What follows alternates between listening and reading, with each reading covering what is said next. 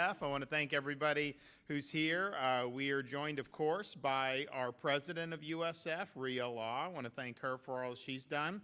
We're also joined by our Florida Division of Bond Finance Director, Ben Watkins, State University System of Florida Chancellor Ray Rodriguez, University of Florida Interim President Dr. Don Landry, and Florida's Education Commissioner, our fearless Stasi Kamoutzis, is here.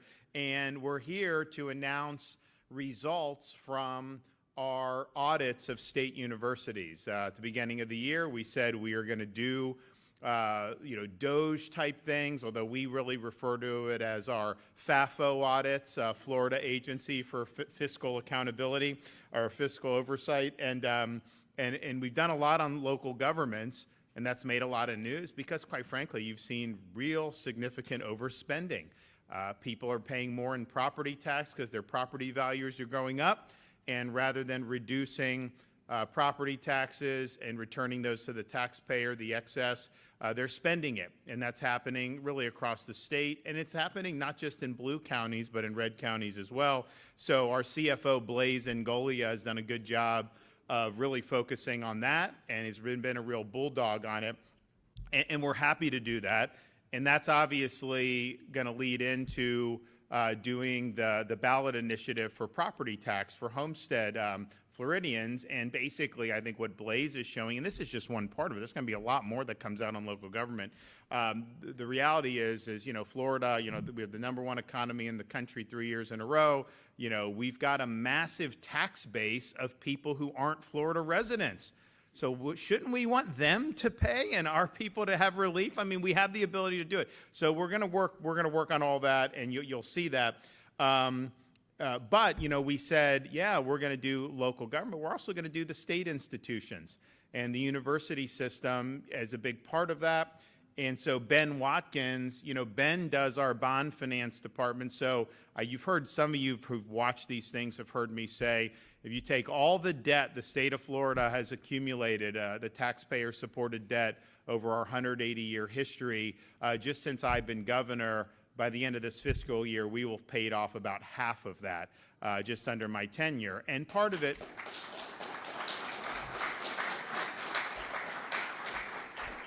And part of it is just we made a decision, as we've been running surpluses, so we've maxed out our rainy day fund. We tripled it, and then now we're not allowed to put any more money into it. We've done things like moving Florida forward. I mean, you look at different projects, Howard Franklin, I-275 expansion in Pinellas. We've got all this stuff in Central Florida, everything. Billions and billions that needs to be done. So we're doing that. Massive tax cuts, all these other things. But one of the things that we saw an opportunity to do was to accelerate the repayment of this state debt. So Ben and his people go in, they'll get these bonds at a discount, buy them, retire them, and then guess what? It saves interest costs over, a significant period of time sometimes. And so we've probably saved billions of dollars by doing the early retirement of state debt. And I think it's really been a model for the country to be able to do it. So Florida, we have the lowest per capita state debt in the country. And if you as a Florida resident, if somehow we just said, oh, we have to pay it all off, the rest of it off, it'd be between $400 and $500 per Floridian. If the federal government asked you as an American to pay off the U.S. debt, it'd be about $110,000 per person. So we're just saying, and ours is going down and theirs is going up, and that's part of the reason we have a AAA credit rating. So there's a great story there. But when we asked Ben to lead the doging of the state universities, and so he's going to have a report about what he found. But before we really get into that, we've worked very hard at making sure these institutions are focused on the traditional mission of what a university should be doing, that they're pursuing truth, not trying to impose ideology, that they have high standards, that we're elevating merit over some of these ideological fads, and that ultimately every student that comes through here is prepared to be a citizen of our republic, and especially on the eve of America 250, it's important that that is also a mission of these universities. And so we've had to do a lot of different things to make sure that we could go in that direction. One of the things we've done is Now, all tenured professors must undergo review every 5 years and can be terminated for poor performance. And that's something that's really important because I think what you find, and this is something even apart from kind of the ideological agenda that we've seen, you talk to people that know a lot about higher education, they will say unproductive tenured faculty, it's like a dead weight cost, very costly for the university, doesn't produce value. And so, you need to teach, you need to do research, you need to produce, and those performance metrics are very, very important. And so, there have been a lot of unproductive that have already been filtered out over the last couple years. But we also paired that with giving money to the universities, and the presidents can bring in people, they pay them. The boards of trustees, all these other things, we reject this idea. Sometimes these faculty will say, oh, the university is shared governance, that somehow they should be running. But no, it's not shared governance. The university is run by the president and the people in the administration. They're responsible to a board of trustees. That board is responsible to a board of governors, and ultimately they're responsible to the elected officials, both funding from the legislature and then the governor. And we have to set the mission for these schools that are consistent with the best interests of the state of Florida, and that is given the best value to taxpayers in Florida. I know a lot of people don't want to be underwriting neo-Marxism. It's just not what they signed up for in Florida. And so, there's a lot that goes in, but I think this is something that's really important. And they've brought in incredible faculty in all these universities. I mean, it's been really, really exciting. We just had, I know USF Medical School just got this great ranking for evidence-based medicine. And, it's important because medicine has gone totally off the rails in some of these elite schools where you'll have like a woke Hippocratic oath that these kids are doing. And you're just thinking, and Don Landry knows this because he had to navigate that at Columbia when he was there. It's just, it's nuts. And so, USF, they're really focusing on, the evidence matters, the facts matters, and all that. So I think it's been great. We just had new college rankings in the Wall Street Journal that used methodology that I think a lot of people want. So it's like free speech, merit over ideology, all the things that I think most people want universities to be. And so they ranked universities on those criteria, and they ranked #1 in the country on really those good criteria, the University of Florida. And Florida State was #7 on that criteria. And I think that is something that is really, really significant because, higher education's interesting because, you have some of these, Harvard was founded in the 1630s, right?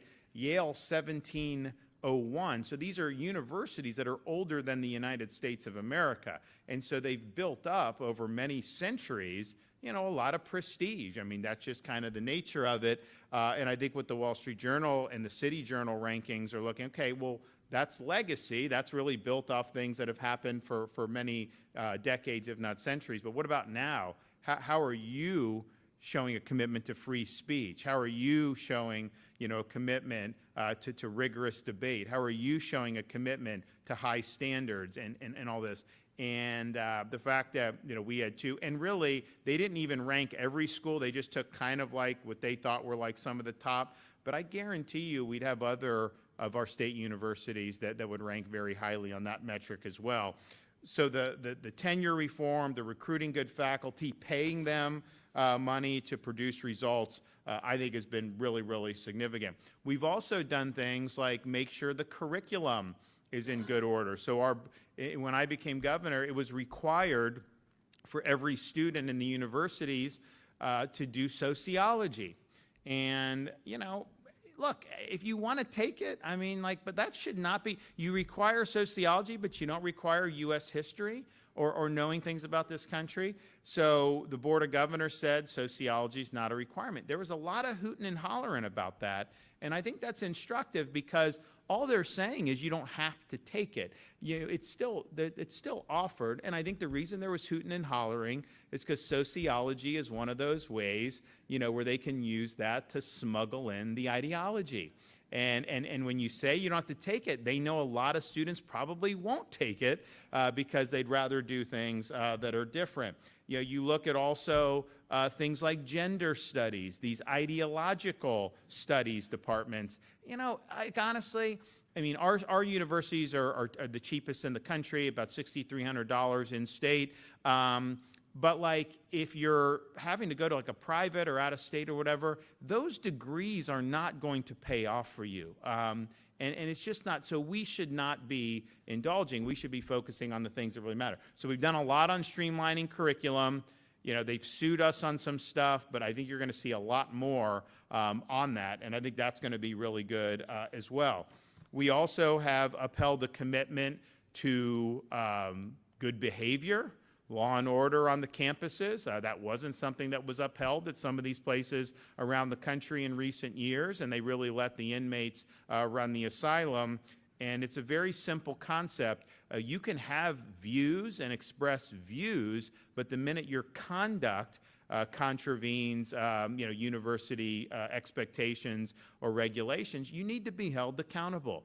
You can't just violate and then just have a slap on the wrist, because that just continues it. So we've seen students who have whose conduct was outside of what was acceptable be held accountable throughout our university system, and the result has been you didn't see our university campuses turn into a Columbia or some of the other things that you saw in recent years. And so we're very happy for that. But obviously, the people that are involved in the universities know, if they tried to mimic some of these other schools that really had big problems, that their tenures would be short-lived in those positions themselves. And so there's a lot of incentive to do the right thing and do what folks want. So that's a great background of everything we're doing. Now, I'm going to let Ben talk about the spending of the universities and kind of what he found on some of those things. I would say that there was actually a lot of positive that were found. I think there's also things where there's room for improvement, and Ben will go in more on that. But one of the things we also have asked our folks, our teams, to look at are some policy items that universities are doing. And one of the things that I think has gotten a lot of attention in recent months and even years that needs to be is the use of some of these foreign visas like H-1B visas. This is supposed to be, when people pitch this, say, it's like specialized knowledge. We've got to bring all these people who just, Americans aren't willing to do it, or they don't have we got to do this. And that's the narrative, right? It turns out, these tech companies will fire Americans and hire H-1B at a discount. And they're basically indentured servants because they go in, and they're almost all from one country. They come, they have these brokers that do this, that make a fortune off this with arbitrage. They bring them in, and then they're indentured to the company. So the company can basically pay them low, and they say, no, they got to do this.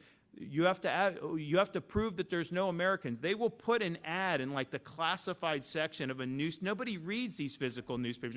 We were hiring for here. Nobody knows this, right? So it's all become a total scam. And so we've said this is a big problem anyways, nationwide with all this. But then we looked at it in the universities. And if you think about it, they're saying, well, this is so specialized, we can't find Americans to do it. Well, shouldn't universities be able to find it? Literally, what you need to run your university, you have it within your capacity to produce those people. So here's what we found on some of the things.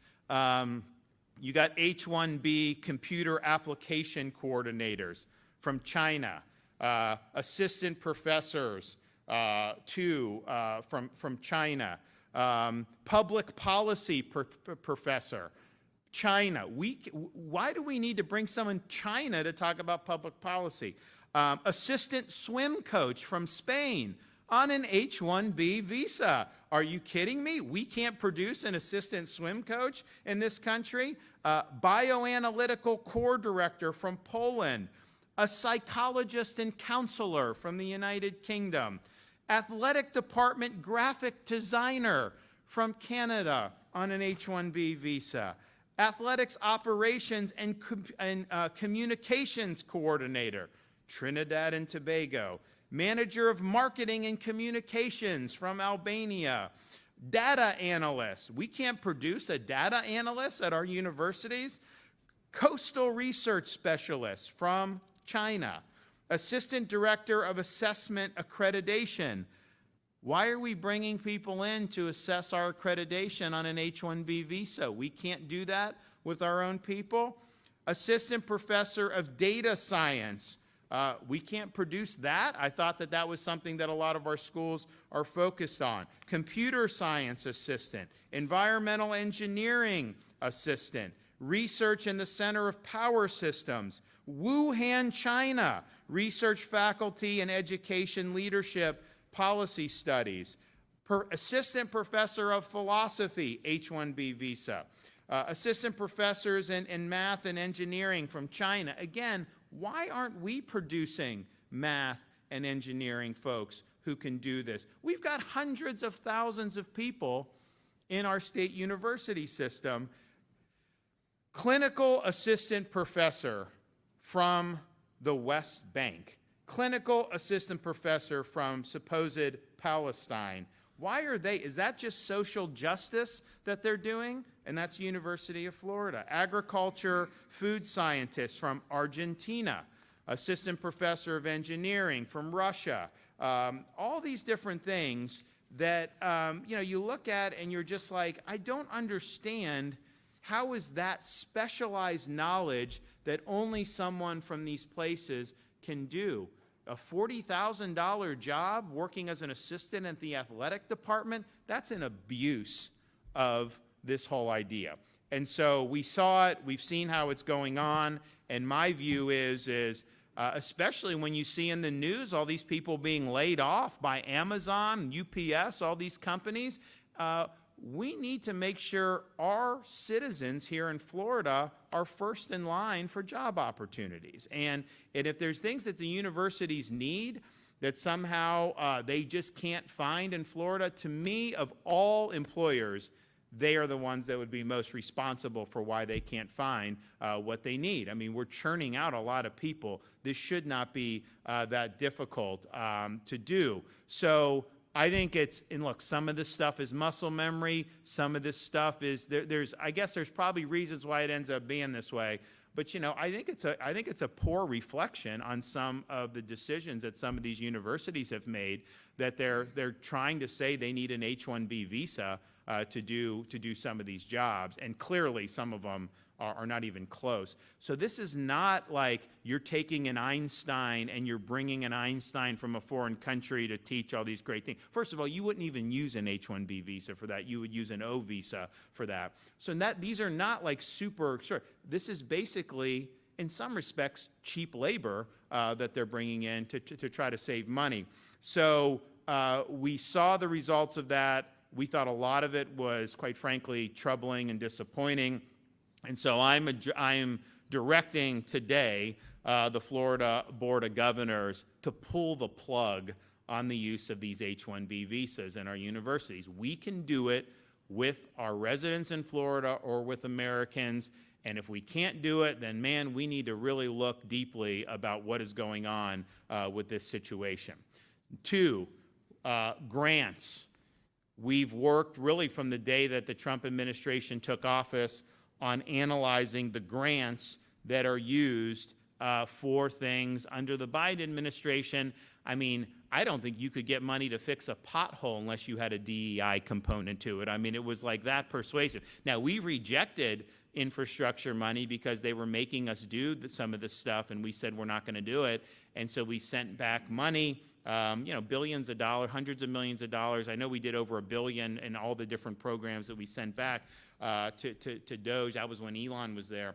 But we have either repurposed or canceled more than $33 million in DEI-related grants that were made to our public universities. Now, we banned DEI in 2023 with the legislature passing it. Some of those things may have been authorized in the earlier stages of Biden. I don't know. I don't know why they got it. I don't know why they were doing it. Some of them will tell you, the universities, that they had to add DEI to an application, otherwise they would get on money. But be that as it may, we're rejecting that. So it's either being repurposed or simply sent back. And you've seen just a lot of different things. I mean, like, for example, $1.3 million for mobilizing physics teachers to promote inclusive and communal classroom cultures through everyday actions.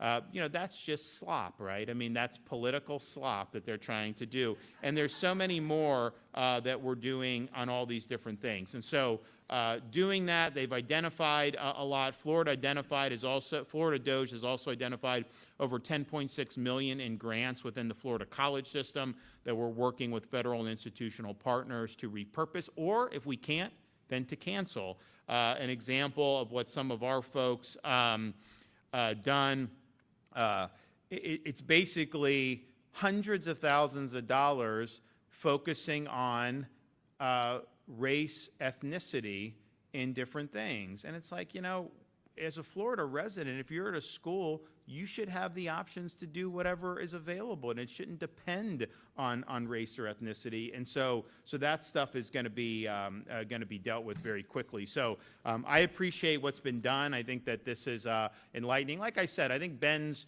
presentation, unless he found something new since the last time we talked, is going to be, our universities are doing a lot of really good things in terms of how they're handling finances. But there's always going to be room for improvement. We're laying down the gauntlet on the H-1B visas. We've laid down the gauntlet now for many months on the woke grants, and that's going to continue. We're going to ferret out all of those. And now looking forward to what we can do on the fiscal side to improve what we've done. We've put a lot of money into the universities. Like, there's never been a time in the history of the state of Florida compared to my tenure as governor, where we've done more to financially support our state university and state college system. And I think that that's important. And part of the reason we do it is because we want to keep tuition low and keep it to where it is, lowest in the country. I think it's good that you can work hard as a Florida student, do well, end up going into one of our state universities, and really not have to take out one penny of student loans. You can work part-time jobs to be able to handle the tuition and some of the living expenses. And obviously, if you're a good enough student to get into schools like UF, USF, chances are you can qualify for the Bright Futures. I mean, we do hundreds and hundreds of millions of dollars on that every year. And I think it's something that's been very, very positive for a lot of people. But being able to graduate without that, I saw something, they said 70% of students from public universities across the country, once they get to 10 years, then the investment is paid off vis-a-vis people that were in high school and went into the workforce. And I'm just thinking, it's taking 10 years to pay off, and then 30% it doesn't even pay off. That is not, even for public schools, which are theoretically cheaper.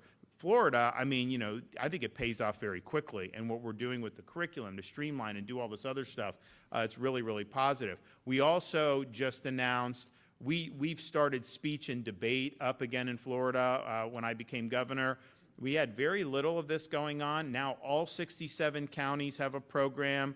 We've got hundreds and hundreds of schools that are involved. We do a state championship every year, and this year in the spring is going to be a new college in Sarasota, but we've been able to now, for the winner, award a $50,000 scholarship. For the second place, $25,000 scholarship. Third and fourth place each get $15,000, and the remaining quarterfinalists get $10,000 scholarships. And so I think you're going to end up having 700 plus students that are going to be participating in that. I think Stasi Kamoutsis is going to live stream this because people want to see the kids debate, and so we're going to have that up there, and I think it'll be really, really good. So that, but just think about it, $50,000 scholarship.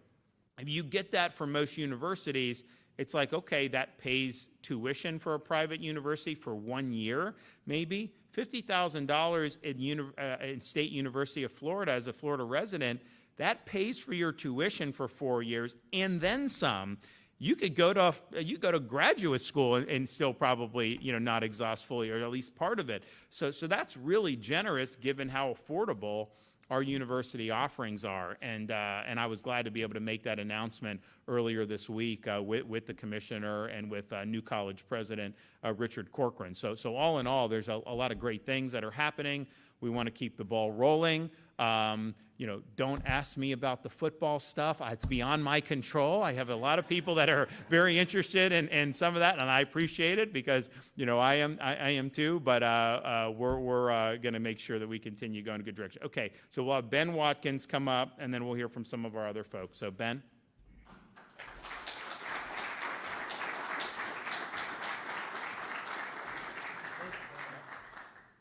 Thank you, Governor. So how do you follow that, right? So I'm here to tell you, and this is not news to those that pay attention, Florida has the best system for higher education in the country by delivering high-quality education to students at the lowest cost to students and for Florida's families. So that's a remarkable accomplishment and something to be proud of. And Chancellor Rodriguez is going to tell you more about that. That wasn't my job. Also, Eric Soskin, when the governor asked us to do this, my friend Eric Soskin's taken the DEI ESG part, and I thought, well, what can we do to be helpful in this initiative in terms of looking at universities and how they manage themselves financially? And when we met with the rating agencies a month or so, a couple of weeks ago, to review the state, part of which is to review the state's budget and highlight the governor's budget priorities like clean water, transportation, education, including higher education. It's a really easy story to tell because of the significant state funding that the state has used to support the universities in their operations and the results delivered by the universities. It's really something to be proud of and sets Florida apart in a big way nationally. What's not talked about so much and not as well known is that Florida is also a leader in higher education reform. Florida is the first and only state, to my knowledge, to implement performance-based funding to drive results with a focus on student success like graduation rates and job placement. And the success of this approach has been remarkable. Florida universities have responded by emphasizing the importance of student outcomes to take advantage of the financial incentives provided by performance-based funding and have delivered phenomenal results. So when we did performance-based funding, when the legislature embraced it and it was implemented 10 years ago, it was going to be the end of academia as we know it in Florida. And I don't think anyone would argue today that the results have not been extraordinarily positive. So the governor's executive order provided the opportunity for us to evaluate the efficiencies and how universities operate from a financial perspective. So it's our form of DEI. It's DEI of a different flavor. It's a DeSantis efficiency initiative.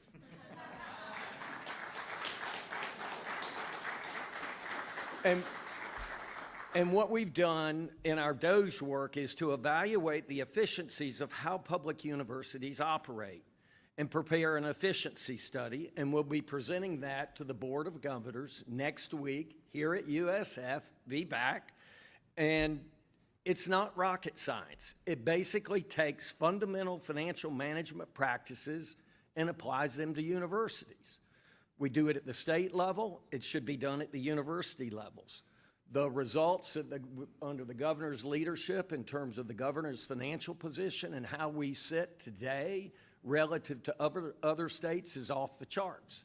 And it's recognized by the rating agencies with 3 AAA ratings. And that's all a testament to the fiscal prudence and the conservative nature with which the governor and the legislature have managed the state. The efficiency study simply uses data from three sources: audited financial statements, student data, and personnel information from the universities to calculate ratios or performance metrics related to efficiency and productivity. The efficiency study is simply an analytical approach to reviewing university operations from a financial management perspective. It's not rocket science. It can be easily done and should be done. The efficiency study confirms a lot of what we know, which as the governor has alluded to, about the success of Florida universities in delivering education to our kids, and what Chancellor Rodriguez is going to talk about. Doing the efficiency study also assesses and evaluates of how universities are being managed financially. Doing this will provide radical transparency to how universities are using nearly $4 billion of state funds that are being invested and expended by the universities each and every year. And the report is also going to recognize that the Board of Governors incorporates selected performance metrics into criteria used for performance funding, incentivizing universities to strive for efficiency in how they manage their institutions. This is simply measurable metrics. It's the way the rest of the world lives, and it's how universities need to think about themselves in terms of managing their operations as enterprises. This approach will also provide the university, importantly, the university boards of trustees with information and data to enhance their oversight of universities and enable them to ensure that the resources that they're stewarding will be devoted to university priorities that are strategically important to their institutions. Finally, we're recommending that the universities use this analytical framework for evaluating universities as enterprise to do a more granular look at their operations on a college by college, operational unit by operational unit on each of their campuses. Governor, I want to thank you for your leadership, the privilege to serve, and the awesome opportunity to use our expertise to help shape the future of higher education in the state so that Florida can continue to lead this critically important industry for the state. Thank you. Good job.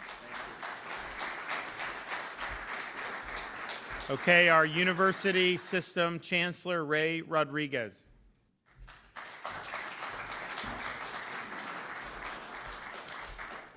Thank you, Governor. And it's great to be here on the campus of USF, one of our preeminent institutions and our latest member to join the AAAU. You know, when you look at our higher education system here in Florida, a number of things jump out. The first are the rankings. The governor mentioned we're in the #1 state for higher education, as reported by U.S. News and World Report, and we've been ranked #1 since 2017. In the most recent rankings, which came out last month, of institutions, we have 7 of our 12 universities ranked in the top 100 public institutions in the country. That puts us at #2, behind California, which is a much larger state and has many more universities than we do. When you look at our system, you see that we're affordable, and we've had both Ben and the governor mention that. Our tuitions has not increased since 2013, and it's roughly half of what the national tuition is for a public 4-year university. And that's worthy of applause. And I make this illustration as often as I can because I think it's important. I believe we're the last public university system in the country where a student can leave at the end of spring semester. Spring commencement ends. If you're a freshman, sophomore, or junior, you get the summer off. If you spend that summer working a minimum wage job for 40 hours a week, at the end of summer, when it's time to begin the fall semester, you will have earned enough money to pay both your fall and spring tuition and fees here in the state of Florida.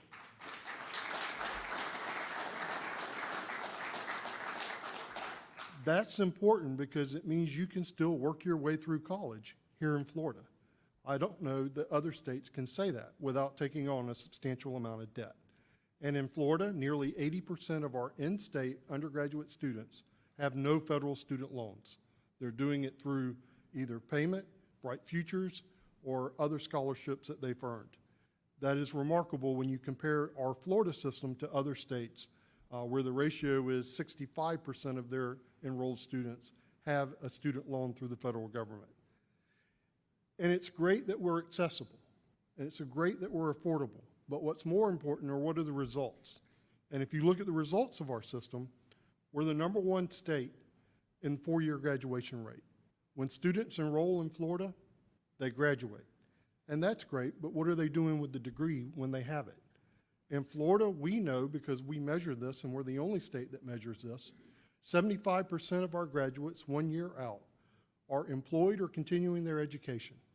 And they're making good wages because the median wage of our graduates is $51,000, substantially higher than those who only have a high school diploma. So I say all that to set the table for this. Our system's doing really well.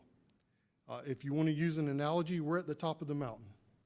But we're not just standing at the top of the mountain enjoying the view. The Board of Governors has said, find a bigger mountain to climb and raise the bar. So in January, we adopted our updated strategic plan. Our team has been tasked by the board to go back and improve our performance-based funding metrics by revising the metrics and raising the benchmarks of what defines success. We are working on that, and that will be a topic of our next meeting. We also know that our success has been fueled by the fact we've had a champion in Governor DeSantis who has insisted on holding the line on tuition for our in-state students. We've had champions in our legislature who have generously funded us through appropriations. But the fact is, economies ebb and flow.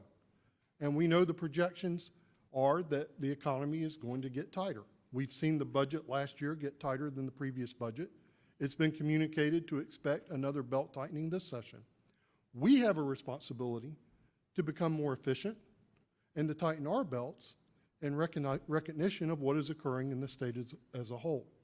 And so the report from Ben and his team, the DOGE report, is going to be a very valuable tool for us to identify the efficiencies that we can find. And I'm going to tell you, Ben was limited because this was a press conference, and we have a limited amount of time. We have a 25-page presentation, a PowerPoint presentation that Ben and his team have provided, and that's just the short version. He has a report. How many pages is the report, Ben? Don't know yet. 45 pages, single-spaced, 12-point font that has gone through and done the analysis that has identified areas where we can find efficiency. We will use those tools to become more efficient and to tighten our belt so that we can continue to deliver the results to the Florida taxpayers that you expect from our state university system. Governor, thank you for your support.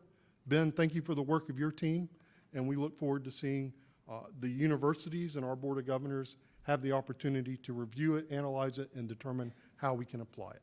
Thank you.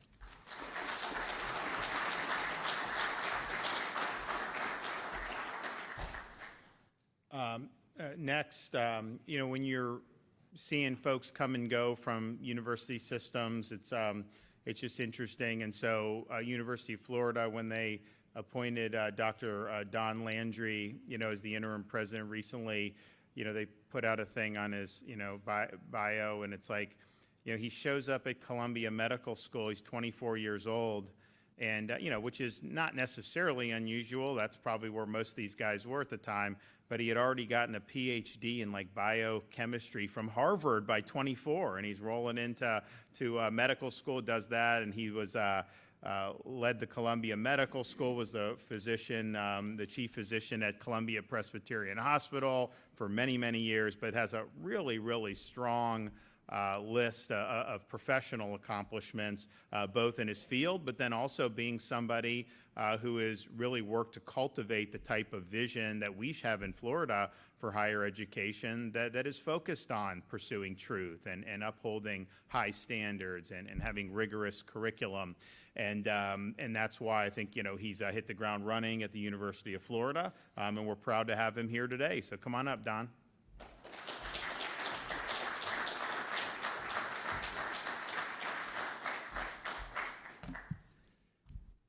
It's a pleasure to have this opportunity to speak. I'm in Florida right now because of a conversation with the governor. He was telling me about the University of Florida. The amazing thing is he began by telling me about the tuition of about approximately $6,500 a year. I had no idea that this was going on. And his assessment of it was, you know, we want the young people of this state to get a superb quality education, and then we want them to flourish. We want them to thrive. The idea that you can graduate from college, 90% of our students graduate debt-free, unburdened by debt, unburdened by fear, able to make the decisions that seize opportunity, the boldness that's required to succeed in life. The students coming out of our system have that because of the vision of the governor, of the legislature, to keep all of our costs down and to give people the chance to succeed. Student success, that's what this place is all about. I was just taken by this, and it was only after I arrived that I began to understand the ethos of land-grant institution. UF is one of those, founded 1853. It's a bond between an institution and the state, and therefore an institution and the representatives of the state. That bond is to serve the needs of the people of the state. We have an agricultural operation. It's active in all 67 counties of the state. We use it as a base of operations. We're teaching, learning to the youngsters. We're planning to stick some engineering into it, to give engineering concepts in late grade school, early high school. These are the kinds of things that you don't see at many, many, many universities throughout this country. But you see it here. You see it throughout this state. You see it at the University of Florida. Now, the governor, others have mentioned just how well funded we are, and we are well funded. But to one to whom much is given, the more is expected. He expects a lot. He wants us to be clearly in the top 5, arguably the best. No mean feat. It's not an aspiration for the weak of heart, either in the representative government or in the universities that would pick up that challenge and try and push it forward. So much has happened, and it happened before my arrival. I've only been here less than 2 months. But I've seen so much. There's such a foundation. There's such an opportunity. There's simply no question that this state is going to achieve its ambitions. It's not an accident that it is the #1 state for higher education in this country. It is not an accident that it has 7 institutions in the top 100 under the old grading system, the old evaluation system, okay? Not to mention incredible results with new ones that look less at legacy factors and more at what was the value instilled, okay? How much was there a return on investment? And that return on investment is assessed.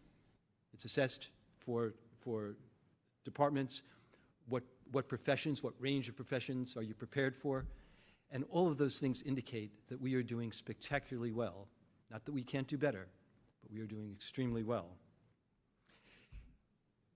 The Doge has been mentioned. We invite the Doge. You can't achieve ambitions, aspirations for greatness without understanding that resources are finite and efficiency is essential. We embrace that efficiency. H-1B was mentioned. I was ever so gently called out, or at least my institution was. It's a complex issue. We can chat. But to the extent that I would say that we have used it at UF mainly to take the unusual, we only have 2% international students at UF, okay? But we educate them like we educate everybody else.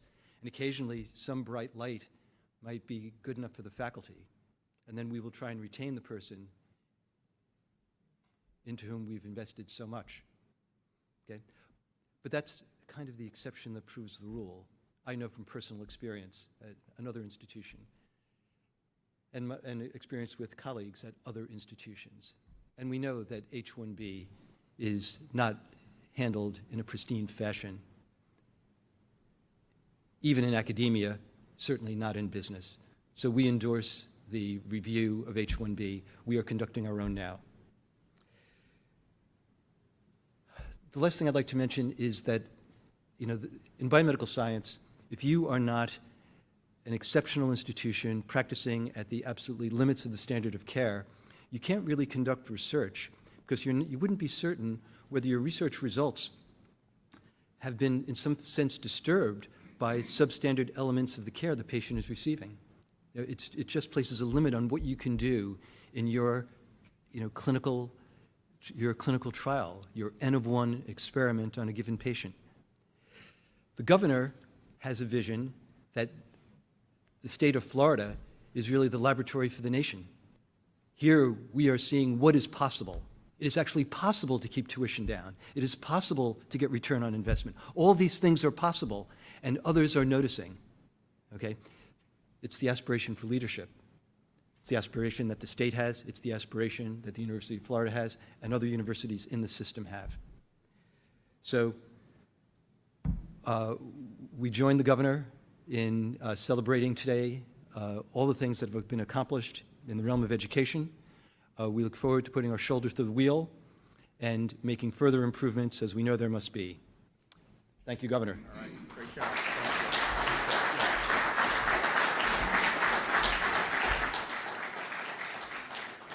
All right, and then, our Commissioner of Education is on the Florida Board of Governors. He oversees the state college system. He's a part of the decision-making on the university system as a member of the Board of Governors, but he is the leader of that, but he's also obviously very active in K-12. Hillsborough County, putting these books, very inappropriate stuff in these young grades against Florida standards and law, and he blows the whistle on that. And he actually goes, when you have some of these school board members, that are behaving very poorly, he will go to the school board meeting in like Alachua County, the belly of the beast, and he will do Leon County, and he will, lay down the truth. And so I think it's been very refreshing to see somebody committed to upholding. Like, you guys voted for folks over many years to be in the legislature, governor, all this stuff. We've instituted policies, and you have these little dots around the state that think somehow that they're just immune from the outcome of the people voting on this stuff and us going through that's not the way it works. And so he's been really strong on that, and I've appreciated watching him do his work. So Stassi, come on up.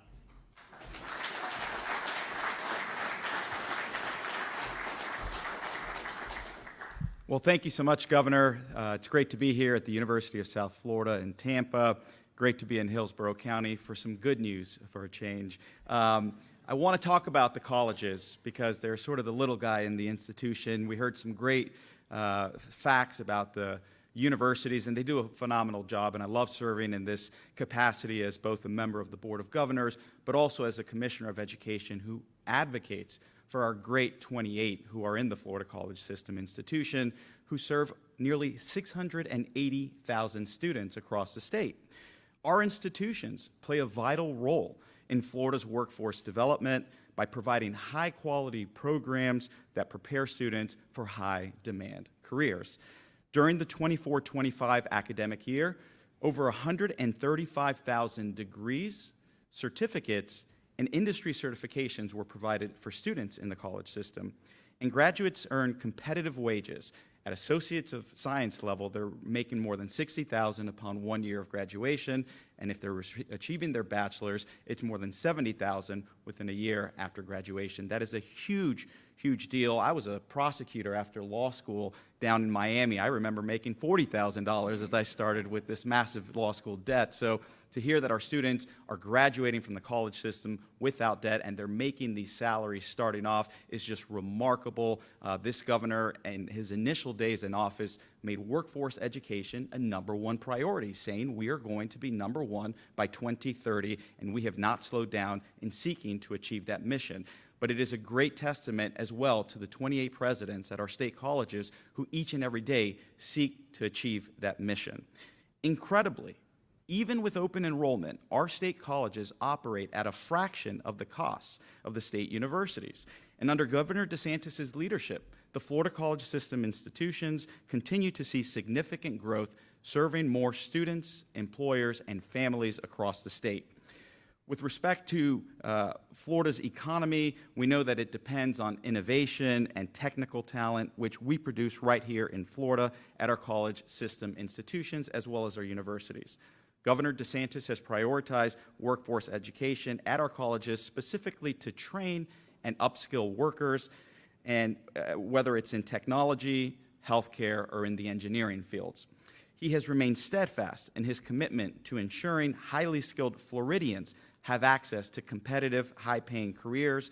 And thanks to this governor cracking down on Florida's H-1B visas, we will ensure that Americans are filling out our workforce. The Florida Department of Education and the Florida college system applauds the governor's efforts to this unprecedented accountability. We look forward to continuing to work together because we know that together we can ensure that Florida's economy continues to grow through workforce development and the recruitment of the right talent who meet critical workforce needs in our state. So thank you, and God bless you.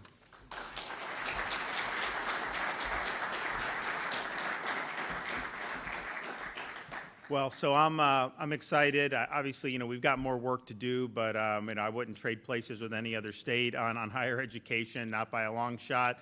And we're going to continue leading the way. I think it's been great with the new administration under President Donald Trump to have a partner in D.C., the Secretary of Education, Linda McMahon. She's embraced what we've led the effort. We've got other states on overhauling accreditation.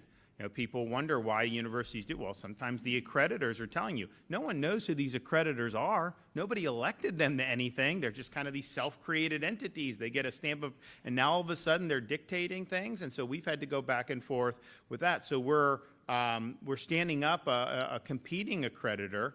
And so it'll be things where all the things we want to see in a university, you better be doing those things or you're not going to get accredited. If you're straying, if you're trying to make your university run on the indoctrination type, well, then you're going to run into problems with our new accreditor. It's kind of been the opposite. Like if you went and did the game, then those accreditors would reward you. If you actually tried to reform, then the accreditors would penalize you. Now, we still do whatever we want and didn't let them call our bluff, but like it's refreshing, though, that they're encouraging us to do this because there's no way Biden's administration would have ever approved this. So we're going to do that. And I think you're going to have schools from Texas, you know, all the way to South Carolina and Florida, of course, that are going to be part of this new accreditation system, which is going to be, and that's just for kind of the university, the undergrad. And I know medical accreditation needs an overhaul. Law accreditation needs an overhaul. I mean, the American Bar Association, like whatever it was historically, you know, is an activist left organization. And you know what? They have a right to be an activist left organization, but they don't have a right to sit in judgment over law schools and hold the law school's fate in their hands. No, no, no. It doesn't work that way. So there's a lot of work to do in those regards, and I'm just happy. And some of this stuff, I mean, you know, talking about higher ed accreditation, like, you know, that's not the most scintillating thing, like if you're trying to generate headline or whatever, but like it needs to be done. It's hard work that needs attention, and being able to see these things through, that's how you ensure that you have healthy, well-performing institutions. And, you know, you can get superficial issues right, but if the underlying institution has a lot of rot in it, like we've seen around the country and some of these others, then you're basically ultimately fighting a losing battle. So attention to these details, making sure we're getting into kind of the nitty-gritty so that Florida not only can say, oh, we're #1 for public higher education, yeah, low to it, but 25 years from now, you can have confidence to know that these are going to be high-performing institutions. I mean, you know, we've got kindergarten, second, third grade. So, you know, we're not 25, but like, you know, we're kind of down the way. Like, you know, I want to know that they can go and they're going to be great in 10, 15 years as well as being great today. And part of that is getting these other issues right. Okay, we got any questions back there? You talked today about handling of funds. So I'm wondering if you can comment on the grand jury that's currently questioning witnesses about the Hope Florida Foundation and the ongoing criminal... Nothing to comment on. Yep. Yeah, Governor, regarding property tax reform, a couple weeks ago, House Republicans released a package of proposed constitutional amendments on that. You last week said it's not a political game. House Speaker Perez came back and said, what about work plans? He says he's reached out to you on that, and he hasn't heard back from you. I've not talked to him about it at all. The reality is he's not been somebody that's been supportive of these efforts. Remember, last year we went through this. He wanted to do a tax cut for tourists and Canadians that would have really hurt our ability to do property tax, even in a temporary, but certainly in a constitutional situation. So he's not been an ally on this issue at all. This is going to be on the ballot in November of 2026. So it's over a year away. We're working very hard with folks. You got to get the language right. You got to get the numbers. You got to get all that. So that will happen. It doesn't need to be produced today, and it won't be produced today because we want to do it right. And so, for example, I've said, Florida resident, you have a home, you're homesteaded, you should own it, you shouldn't be taxed, that shouldn't be an ATM for the local government. Like, that's the vision that we want to see. But, there's issues with that because people say, yeah, I love it, but then are you going to have half of New York City move to Florida well, no, we don't really want that, right? I mean, we want to benefit our current residents.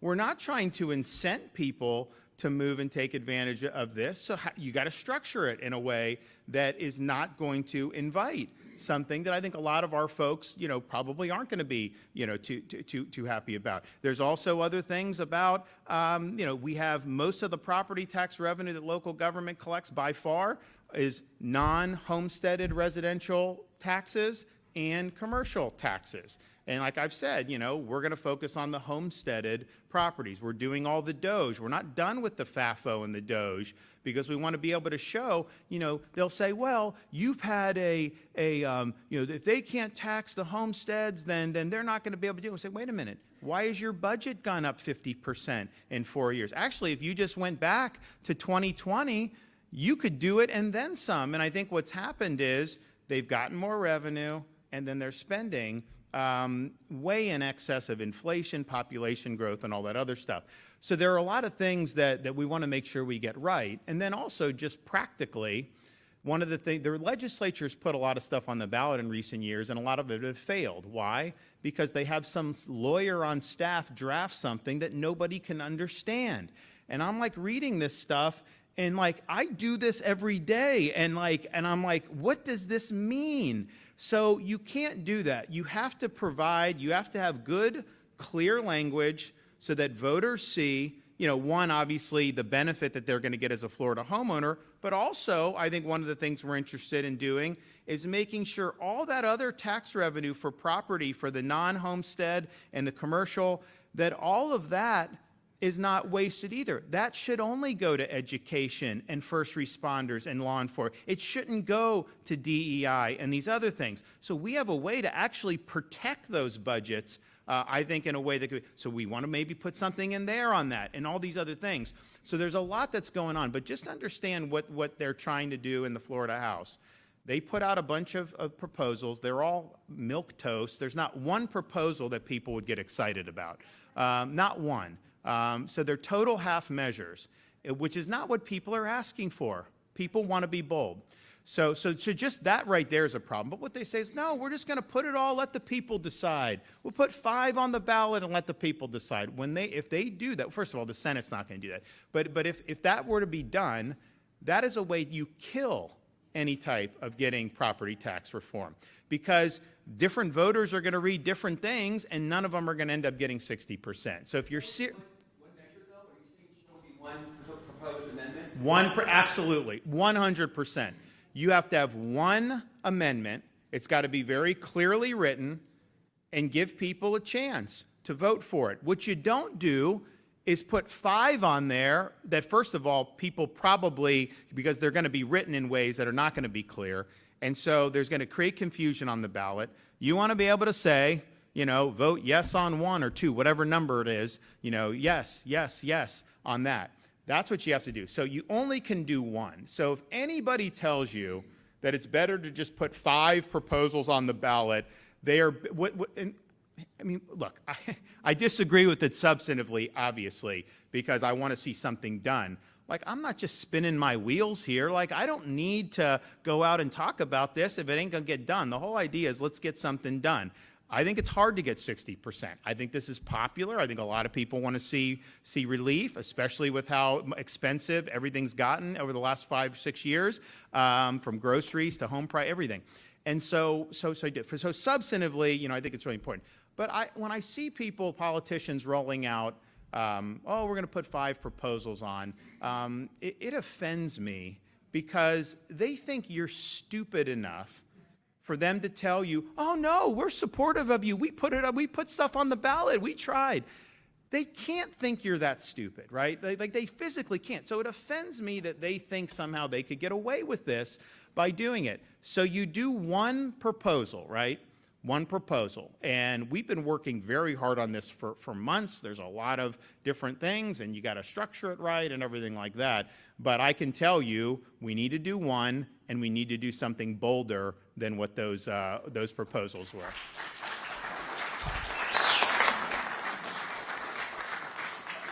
On the letter from Democrats asking the state to step up and use emergency funds to keep SNAP benefits going. Did those Democrats write a letter to Chuck Schumer asking him to stop filibustering the spending?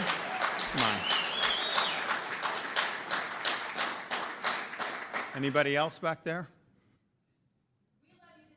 Okay, thank you. You guys take care. Bye-bye.